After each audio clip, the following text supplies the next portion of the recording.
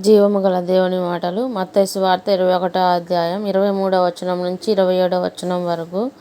ఆయన దేవాలయంలోనికి వచ్చి బోధించుచుండగా ప్రధాన యాజకులను ప్రజల పెద్దలను ఆయన యొద్దకు వచ్చి, ఏ అధికారం వలన నీవు ఈ కార్యములు చేయుచున్నావు? ఈ అధికారము ఎవడు నీకు ఇచ్చెనని అడుగగా, యేసు, నేనును మిమ్మును ఒక మాట అడుగుదును, అది మీరు నాతో చెప్పిన యెడల నేనును ఏ అధికారం వలన ఈ కార్యములు చేయుచున్నానో అది మీతో చెప్పుదును. యోహాను ఇచ్చిన బాప్టిస్మము ఎక్కడి నుండి కలిగినది? పరలోకం నుండి కలిగినదా, మనుషుల నుండి కలిగినదా అని వారిని అడిగాను. వారు, మనము పరలోకము నుండి అని చెప్పితిమా. ఆయన, అలాగైతే మీరెందుకు అతన్ని నమ్మలేదని మనలను అడుగును. మనుషుల వలనని చెప్పితిమా, జనులకు భయపడుచున్నాము.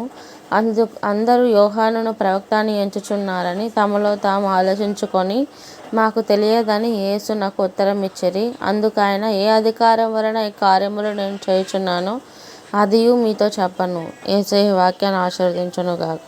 ఆమేన్.